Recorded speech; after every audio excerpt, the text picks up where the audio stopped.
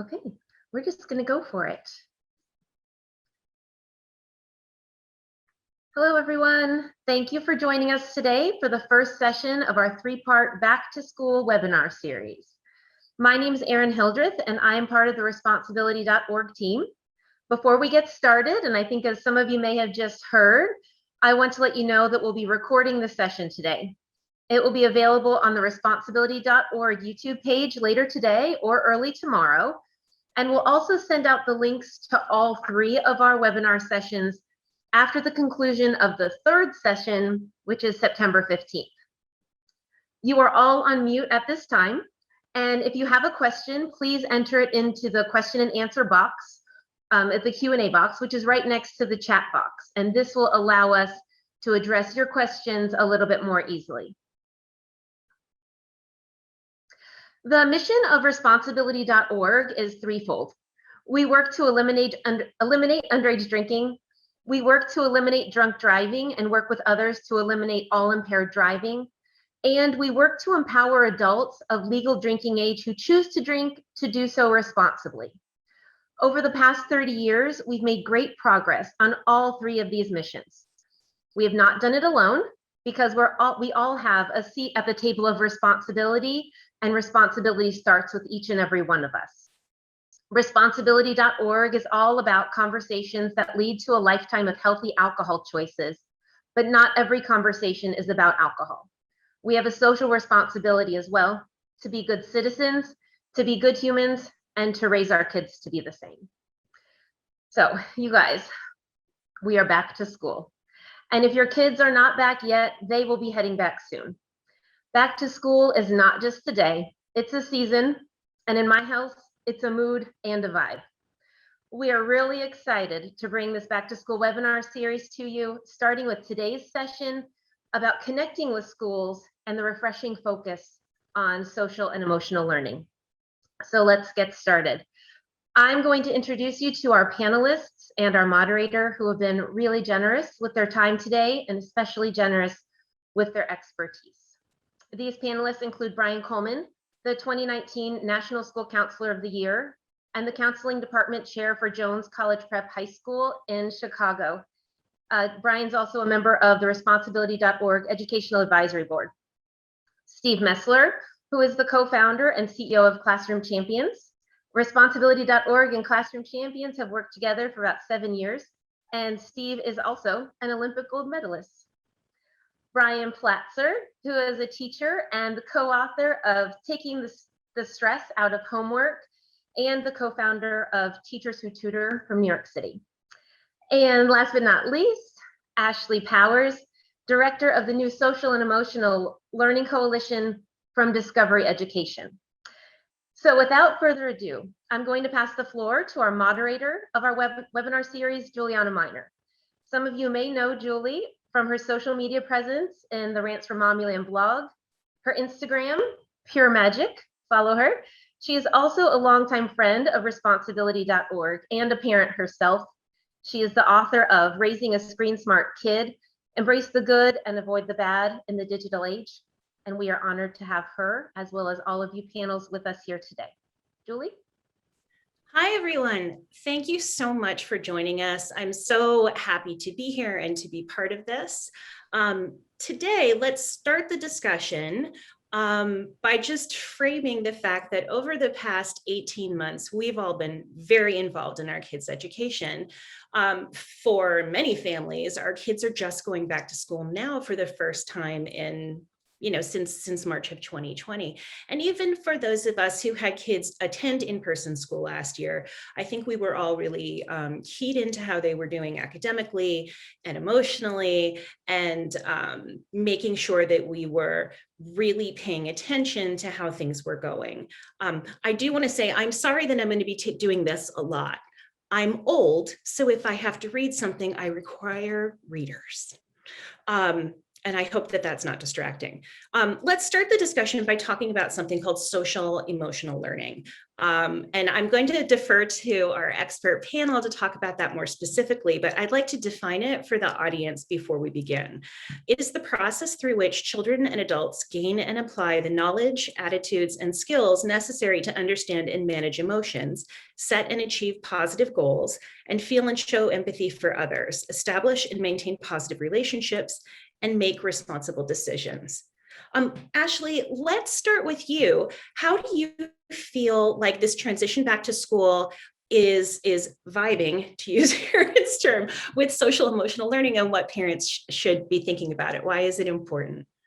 Yeah, absolutely. You know, as you mentioned, the last 18 months have been a complete different environment for everyone, whether it was in person, virtual, or hybrid. And as a result, you know, we're hearing a lot from educators in schools around the resources that they need and how they can continue to help support families and caregivers in the social emotional learning conversation. So as part of the SEL coalition that we've developed for Discovery Education, we are working really closely with our educator counterparts who are in turn working very closely with families and caregivers to identify where we can help support them in different ways. So we're looking at creating content that will help weave in social emotional learning into core instruction. We're creating family and caregiver activities that will continue the learning outside of the classroom, because that is also critically important to continue what educators are trying to do in the classroom and taking that home and having those conversations with families and caregivers as well. So a lot of what we're doing is just trying to equip educators, students, families with the critical resources and needs and support that everyone definitely needs after the last 18 months, and how we can continue to move SEL forward in a positive conversation in the education space.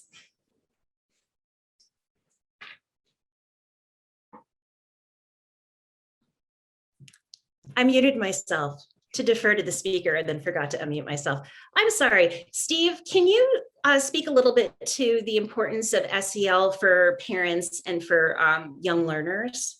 Yeah, and yes, thank you. And first of all, thank you, Responsibilityorg and Aaron, for hosting and for your partnership with Classroom Champions. It's been 7+ years now that we've been working together, and Classroom Champions has been in this space for over a decade. And I also think, Julie, that the important question is not only why is it important, but also why should schools be focusing on it? And I think that's really where we are today. And as someone who went to 3 Olympic Games and won an Olympic gold medal in a team sport like 4-man bobsled, and yes, I know the Jamaicans, they're awesome, they're fun, not as good at bobsled, but they're great. And, at the upper echelons of sport, where the athletic ability of your competition is basically the same, and athletes' ability to regulate their emotions and work with their team socially are like really what brings success in people. And when I was at the top of the track in Vancouver, my gold medal race back in that snowy day in February 2010, feels like generations ago, not just 10 years ago.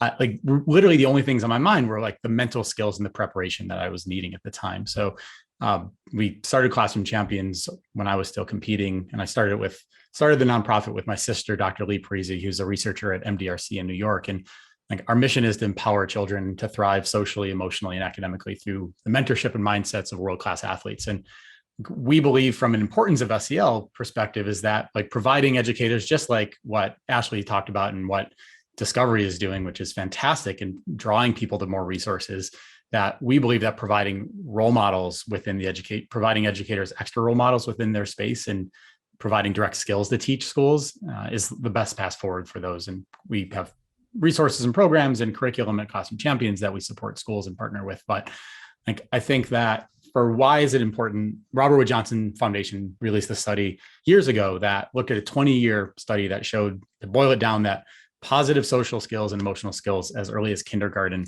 and as early as kindergarten and throughout youth, leads to higher education attainment, AKA graduating from high school, and then some, lower dependence on the social safety net, lower dependence on drugs and alcohol, and improved well-being. Like, I don't know any other set of skills that have those, that I'm aware of, that have those kinds of outcomes. So I think why is SEL important? That's it. And from a school's perspective, I would say that, as somebody who became an Olympian and all of a sudden you're a role model, as soon as you're an Olympian, we look at our athletes, our NFL players, our professional athletes. As soon as you become that, you are now a role model. Now our Olympians, they have these kinds of SEL skills in spades, but what we do at Classroom Champions is we work with them. We still train them. We still talk to them about what the skills are, how to teach them, and how to position them in a classroom. Well, teachers are trained and went to school for math and for science and for English. And quite often as adults, not all of our social emotional skills are, tip-top shape, and especially in the midst of a pandemic. So when you think about we're needing to train people who have these skills in spades about this, now we're expecting our teachers to deliver these things in a holistic basis. That's really hard. And we're asking a lot, and we're doing it pretty quickly in a way that is necessary. But everybody's still mastering that. So, I think the question is, like, what are we going to do about it? And really at the end, there's perspectives of looking at these things of whole school and weaving them into everything. I think that's hard. I think that's complicated. I think that there are ways that we can get there, but ultimately we have to remember that, like, these are all ultimately their skills. All of these things, attitudes, behaviors are skills. And that person is, Brian is not just a nice person. He learned to be a nice person. Somebody's not just a good person. They learned somewhere, somehow to do that. And they're not just a hard worker. They learned at some point that putting in the work helps them succeed. So I think the question of why SEL is important and why schools should be doing this is clearly a very complicated one. But if we just boil it down, that schools are responsible in our society for providing kids the skills they're going to need to be successful. And finally, the system is recognizing that social emotional development are skills that the schools can be responsible for. So thank you. Brian Coleman, since we have two Brians and we're doing education, should I call you Brian C? All right. I think that your perspective on this as a school counselor is really important because you're seeing a different side and working with a different side of kids. What's your perspective on this? I want to say first, thank you for having me here today, and everything Steve said. Great, I'm out, I'm done. As a school counselor, I'm coming to you live from my office in my school, stepping out of student meetings today. I think social emotional learning is so incredibly important. And from the counseling perspective, it's a part of everything that I do. I know that it's been mentioned thus far, the modeling. I think modeling is so incredibly important, where students receiving information on how they can engage and act and cope and navigate complex systems, education being a complex system that they have to navigate through each and every day for a series of years. So I think it's incredibly important for us to be thinking through the importance of relationship and connection and engagement. We work and focus a lot on how do students come to trust and engage with adults, having a trusted adult support that can help them and be a part of their learning, because we truly believe, for a lot of the reasons that Steve already spoke about, that if students feel connected and engaged to the institution, and we're saying primarily to an individual, if there's a trusted adult or someone they can rely on, that engagement increases the likelihood that not only will their grades improve, their attendance improve, and they'll be able to not only finish high school, but potentially matriculate on. And when I work at a school that has college in the title, Jones College Prep. College is something that about 90% of our students go on to pursue a 4 2-year degree program. And I think about so much of what we focused on previously at the school level or at the district level and in education is about the importance of college, getting students into college being the gateway for so many opportunities, but we've never really focused on college persistence.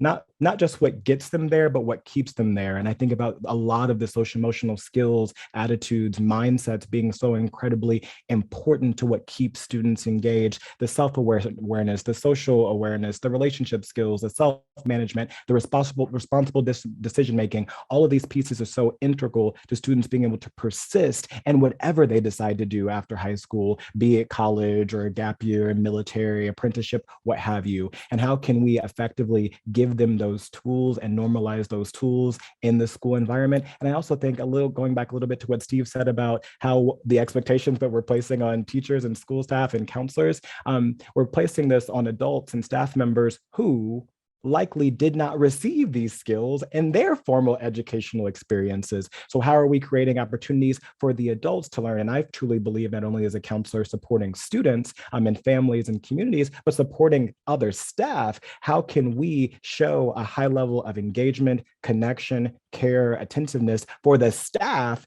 in our schools? Because until they feel supported, it's going to be very difficult, I believe, for them to be able to have the capacity and space to show that level of attention and care and support to the skill development in our students. So I really think it's a system-wide issue that requires engagement, connection, and linking of a lot of historically disparate pieces.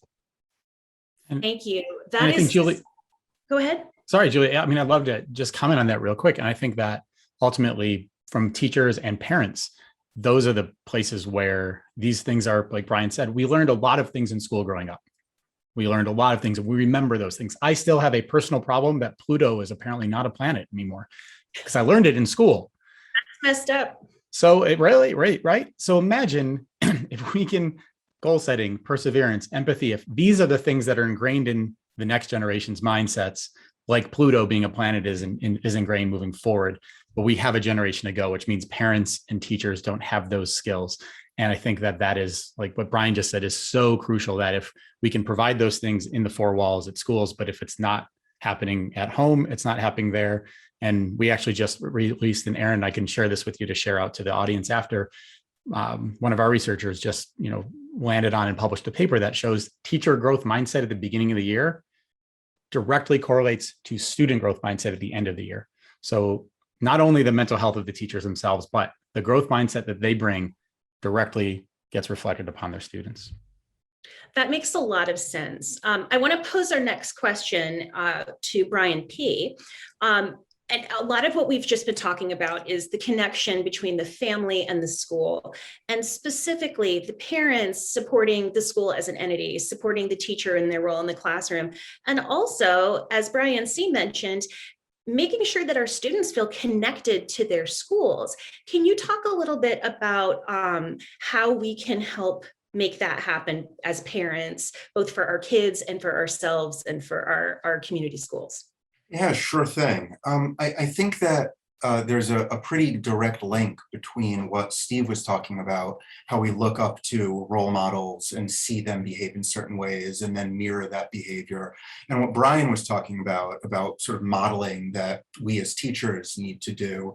I think that the first line of defense and the first real educators that students have are their parents or are their caregivers, whoever are there at home. And you can talk about that academically, where if the students see their parents, organizing and breaking large chunks into smaller chunks, and then, being able to see on the calendar what needs to be done now in order to accomplish larger goals later, students will internalize that and perhaps do go, use similar methodology when it comes to classroom. But the same thing occurs in their social emotional lives, where if at home we as parents can show the benefits of making and maintaining good relationships and how that takes work as well, show how we as parents respect the teachers in the school, respect the school as an institution, show that it's important for us as parents to have good relationships with our fellow parents, with our students' friends, with our students' teacher, our kids' teachers. Our children will notice that, right? And they will see that where our attention is being paid is a worthwhile goal for them as well.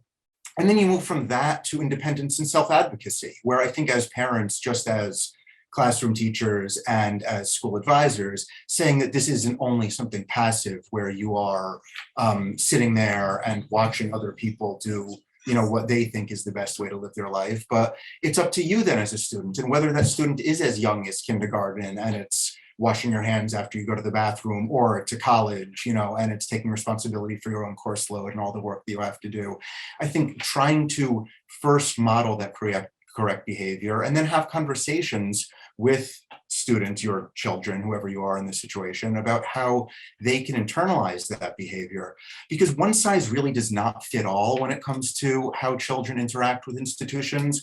And a lot of times I feel like parents and teachers, administrators say like, go talk to the dean as sort of an easy answer to everything, or like make sure you check the online portal as an easy answer to everything. And I think it can be helpful to talk to students and say, so you have a dean who's there, and you have a counselor who's there, and you have this calendar that's here, and you have an online portal that's here. And like, let's talk about how these tools exist and what's the best way that they will serve you. So I speak to parents all the time whose kids go off to college, and they say like, what can I do to make sure, as Brian was saying, that, you know, the kid doesn't only matriculate to college, but becomes a grown man or woman and thrives in that college environment? Like, how often should I check in, and how involved should I be with the academics, whether that's in the high school or the college level? And the answer is like, who knows? Talk to your kid about it. And there are some students for whom daily text messages, you know, just saying like, thinking about you is enough to create motivation and the sense of being, you know, of mattering to your parents or caregivers at home. Other students feel like that's being nagged and don't want to check in, but want to be able to every Sunday afternoon have a conversation, or want to be able to say like, this is what I'm working on, do you have any ideas? But just the idea of modeling, bringing that modeling to independence or self-advocacy, and from that sense of self-advocacy, having a conversation about what model works best for students as they go from early childhood to lower school to middle school to high school and to college. I think it becomes an ongoing conversation that will depend on what type of student we're talking about and what type of relationship that student has with the institution and the adults in that student's life. I think that's a fantastic answer. And I also think it leads to a question I'd like to just sort of throw out to the panel. You talked specifically about modeling, and some of the other panelists gave some very sort of concrete things that parents can be doing. And I'd love to talk more about concrete things that parents can do. And in terms of modeling, especially over the past year, both teachers and parents have been under so much stress. It's hard to be that role model all the time. So what are some ways when we're really struggling with providing that good example, how we can work that in with our kids? Because we are going to fail. We are going to lose our tempers. We're going to miss deadlines. We're going to get our kids late to school. We're going to do the wrong things. How can we work with our kids in, trying to model, but also being human? Does anyone want to take that? I'll buy it. I think you mentioned a few words that I want to bring back. It's like working with your students, with partnership. In my work, when I partner not only with the students here at school, but when I'm meeting with students and parents, guardians, caregivers, something that almost always comes up is often a relational issue between the student and the caregiver. And there's a communication breakdown where at some point the caregiver often has internalized they cannot be vulnerable.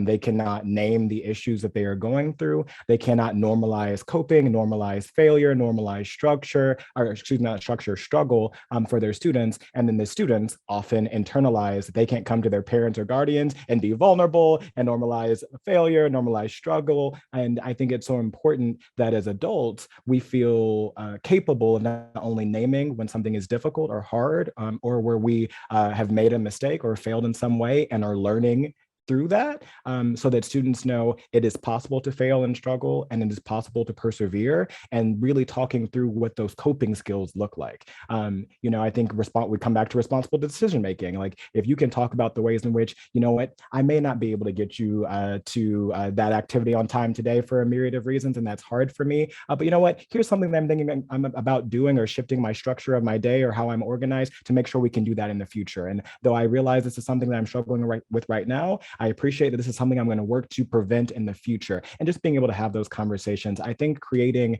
meaningful lines and streams of communication, where it's one thing to say, your child can come to you, but it's another thing to model what those conversations might look like, and how they can engage meaningfully. That role play is so incredibly important, and structuring time. I know it was mentioned earlier, the texting your kid every day just to give them an idea that you're there for them, or the structured time on the weekend where you engage. But whatever that might be for you and your style and your children and their style, having that time of meaningful contact engagement where they know if at no other time they can talk to you about what's going on, what they're going persevering through, and that you feel that you can do the same. But we cannot expect our students to open up and engage with us in that way if we can't show them the modeling piece that's come up a lot today, folks, that we can't model that we are very much human, we are vulnerable, we have things that we do very well, we have things that we struggle with, and we're persevering through all of that. And I think that builds trust, as Ashley just put into the chat. I think that builds trust in such an incredibly meaningful way. And I also too, if I could, Julie, if I could piggyback on what Brian said there, that's going to be my deal, Brian. I'm going to like listen to what you have to say, and it's awesome. And I'm just going to try to add like some sugar on top of it. I mean, I think we also have to recognize that, like, look, adults aren't in a good place in general. You know, I mean, I saw some a popular research piece come out lately that said the average teenager today has the mental health is at the place of mental health as your average mental health patient in the 50s. So somebody who was going through that or was committed, whatever the word was in the 50s, is where your average person is today. But ultimately, we have to remember that, like, adults, again, when you're into, having been somebody who struggled with depression, your confidence is gone. So your ability to make decisions is gone if you're struggling with depression or anxiety yourself, which means your confidence is low, which means your ability to understand you can make an impact. Now, everybody on this call here is on this call because they feel they can make an impact. There is a certain confidence that you have to understand that you can have words come out of your mouth to influence other people's behavior and outcomes, and especially when it's your own child or others. So I think empowering parents and family members that they can make a difference. So just role modeling that they can make a difference. I mean, one of our parent resources at Classroom Champions is simply taking amazing, has-been Olympians and Paralympians like myself, who are now parents, and having them create content for parents that just says, here's how I talk to my kids about goal setting. And it's not telling them how to parent, but it's just simply saying, I talk about goal setting was important for my success in life. Here's how I talk about it with my kids. So I think empowering parents, that reminding them that, like, what they say and do makes a difference. We forget that. And especially if you're in a place where your mental health isn't very stable or strong, it is really, really hard to remember that. So giving them, role modeling that they can make a difference, and then providing parents with tools. And, we encourage them just simply one or two open-ended questions they can ask at the dinner table, at the bus stop, wherever it is that they interact with their kids. And not just something that creates a yes or no answer in their kids, but something that is open-ended. And I think those are things that, we see really, really empowering our families with the schools we work with at Classroom Champions. Thank you. I want to lead into that. You were talking about having these conversations, using open-ended questions. I'd like to talk a little specifically about older kids, maybe high school and college age kids, where those conversations can be difficult. I mean, one of the most common answers I get when I ask the incredibly intrusive question, how was your day, is please stop. Within I are like, Mom. So like, how do you get kids to engage when all they really want to do is like put their AirPods in and decompress, or just, relax after school and not deal with mom being in their face? What are some ways we can really get through and reach our older kids? I can bite on that. Sure. Okay. I think one big way, and this one I want to normalize for everyone. If your children are saying that to you, they're likely saying that to all of the other adults in their lives as well. What you just described is what I hear at school often from students. Mr. Coleman, really? Okay. And here's how I deal with that. I let students know, yeah, if you don't want to talk about it right now, we don't have to. Right? Because your buy-in to this conversation is important. And if we're not going to talk about it now, I do want to make sure we have protected time when we can. And I want you to feel that you can come to me if and when the time is right for you. And I want to normalize that you might be thinking about it. You may not be in the place right now, and that's okay. But I want you to never forget that this is a support that you have and is accessible to you. And I always want to make sure you understand how to access it when and if you need to.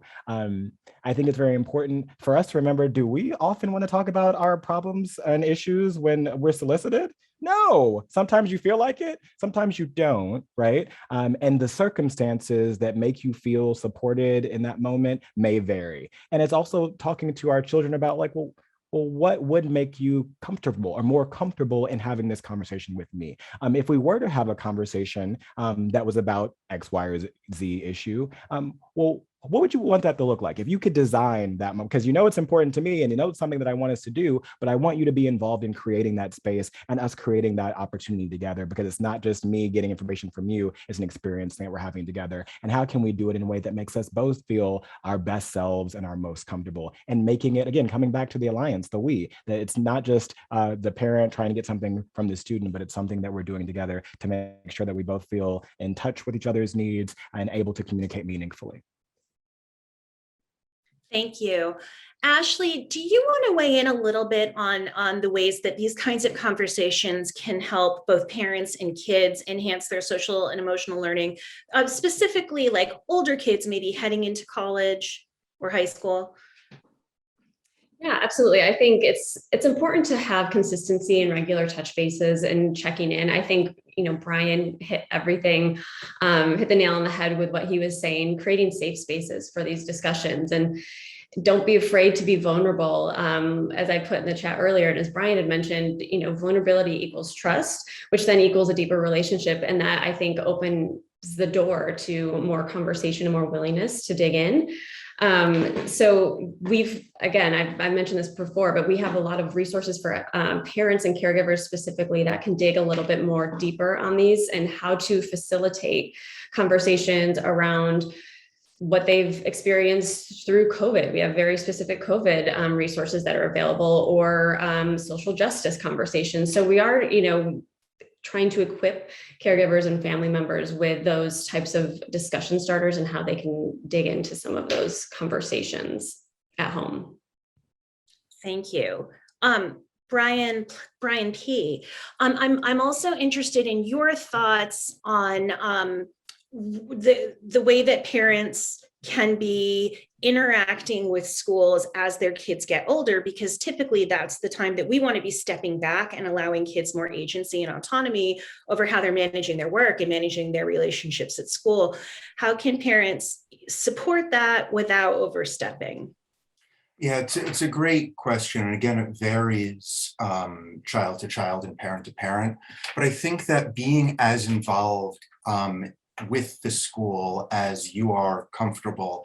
A lot of the times that means getting to know the individual players in a way that parents don't feel comfortable putting themselves out there, especially during the time of COVID, where either people are interacting or have been interacting over the last year and a half through a screen in a way that feels relatively impersonal, or when they're in person, having people behind masks and not being able to see the difference between, an empathetic smile and a cautious frown. I feel like parents are often intimidated by school infrastructures and feel like maybe there's one person who took them on a tour of the school when they first saw it, and another person who gives a speech to the whole school, and then they get emails from a third person, and the classroom teacher isn't available because you're not allowed to go up into the classroom during COVID, et cetera, et cetera. That makes it even more complicated when you're talking about high school students who have a variety of different teachers, and whether it's an advisor or a dean, plays an intermediary.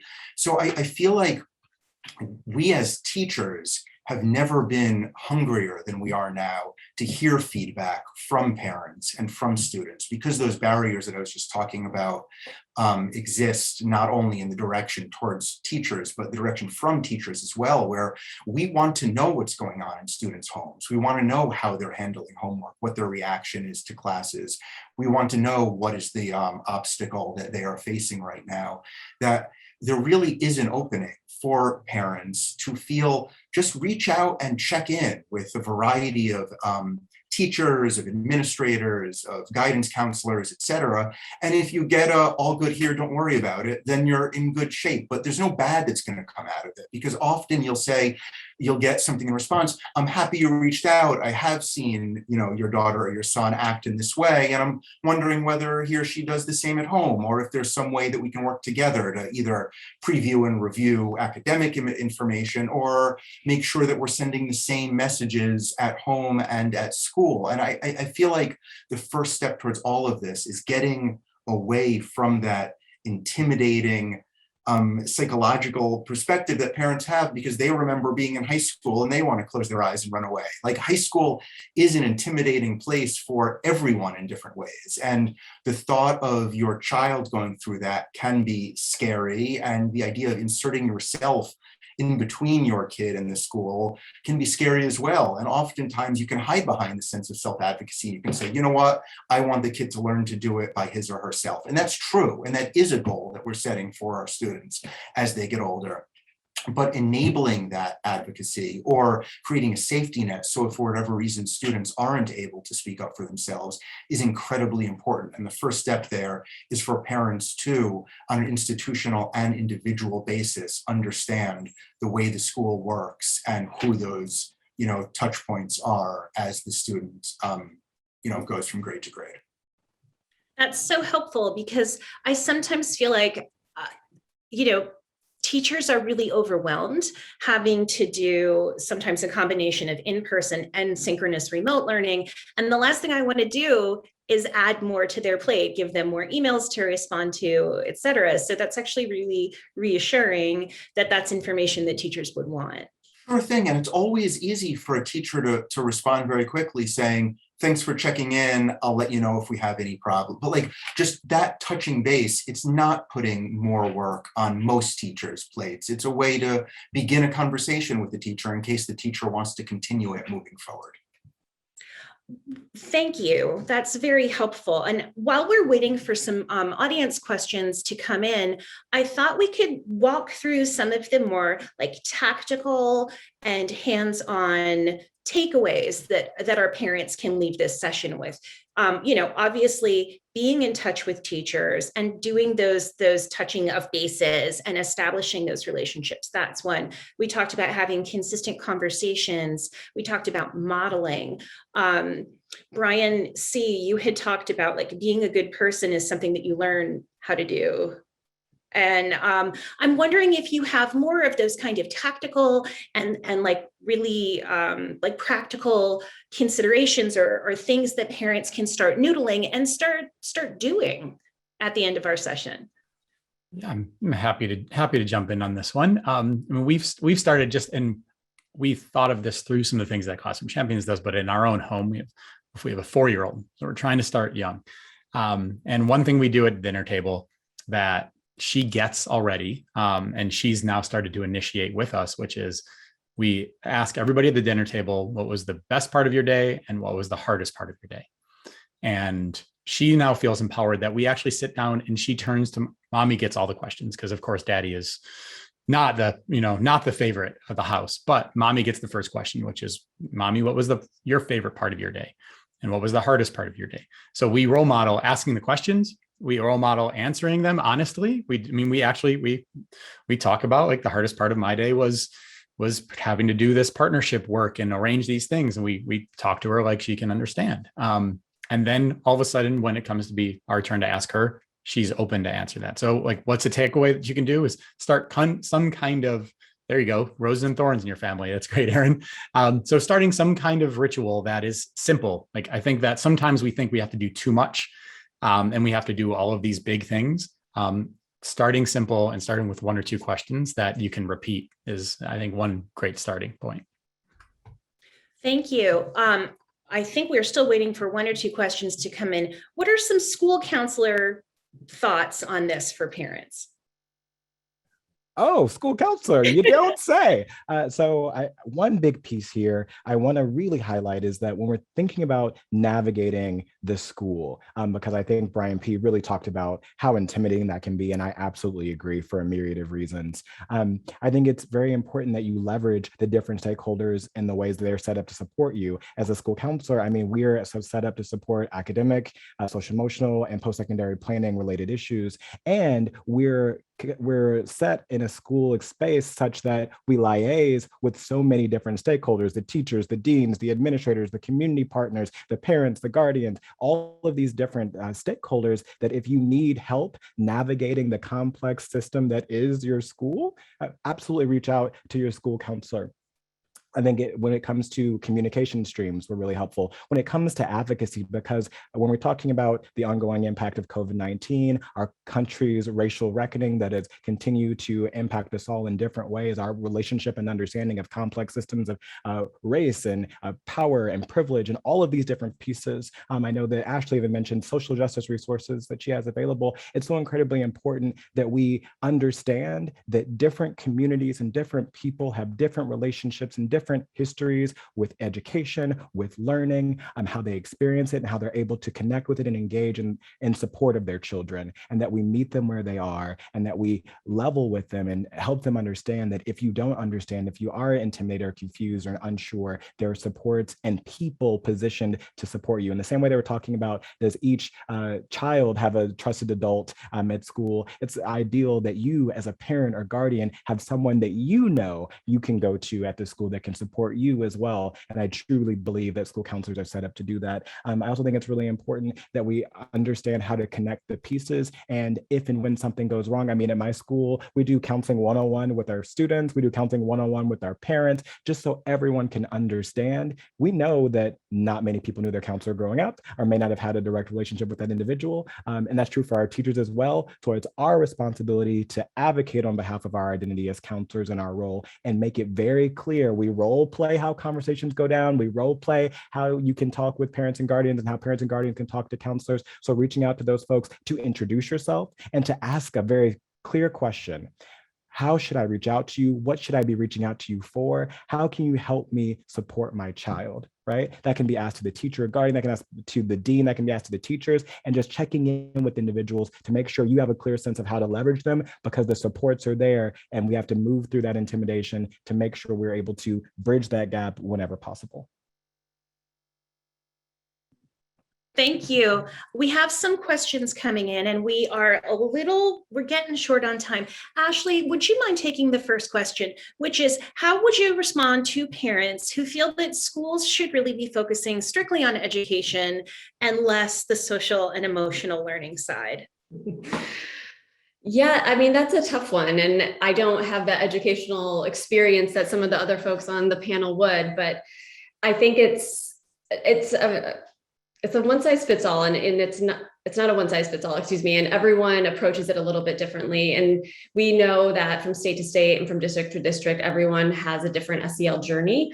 I think it's a framing aspect in terms of maybe wellness is the more better approach to it. But I do think SEL is a critical piece of the development of the whole child. And so it's something that I think I would encourage a parent to try to have some of these conversations with their students, but I would defer to the educators on this panel and how they may have had some of those conversations with parents. I want to also move on to some of the other questions, just so we have a chance to broach all of them. We had one parent write in that her kid hasn't been in school in a long time, has just gone back, and then the teacher has identified some behavioral blips that have been happening. And the parent responded, there's some stuff going on, and she's just feeling like there's not good communication with the teacher's not expressing, really concern or empathy for the things that are going on. How do you handle that as a parent when you are trying to do the right things in terms of communication and you're not getting anywhere? Do we want to actually, Brian P., do you want to handle that since you are a classroom teacher?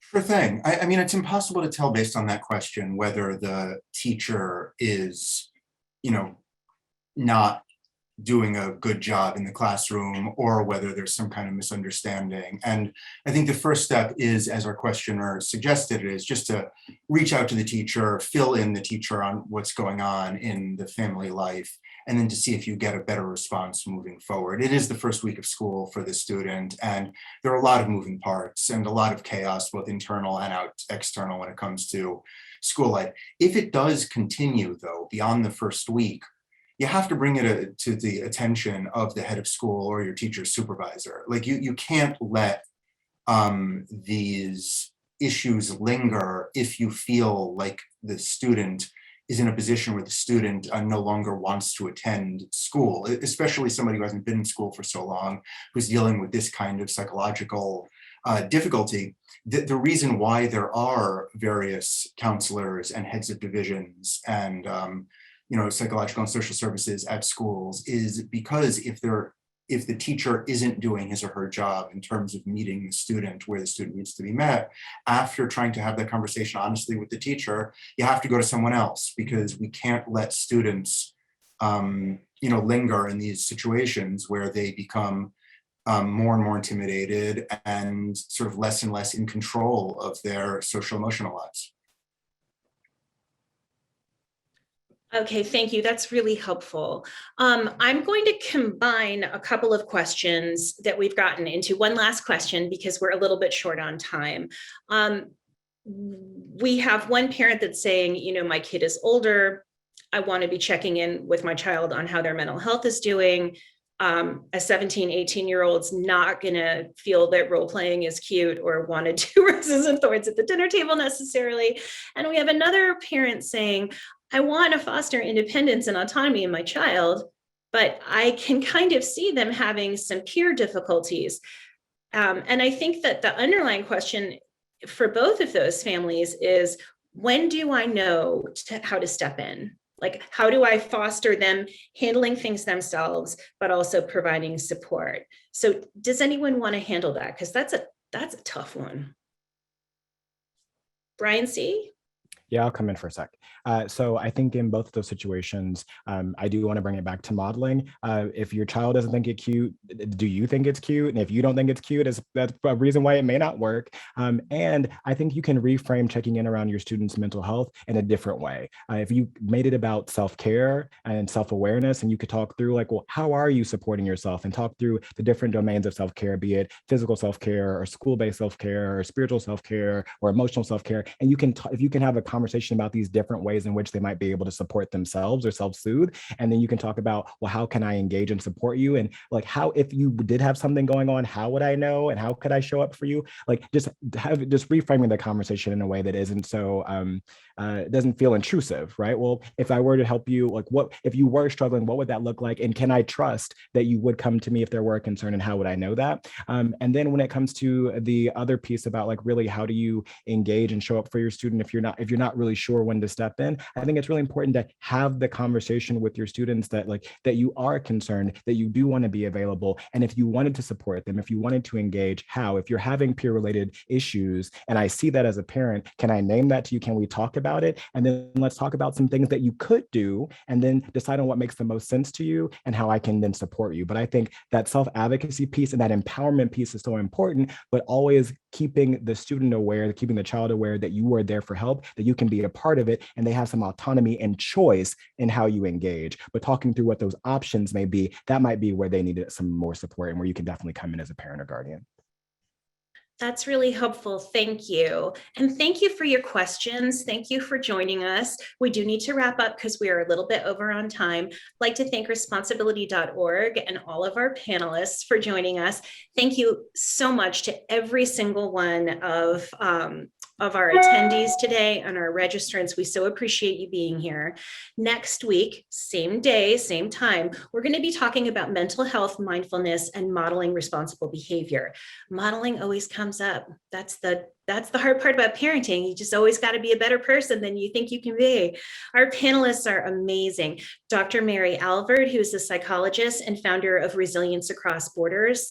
Dr. Katie Friedman, who is a pediatric ER physician and the voice behind FreckledForever.com. And Keir Gaines, who is a therapist, mental health advocate, an internet person, and I'm a fan.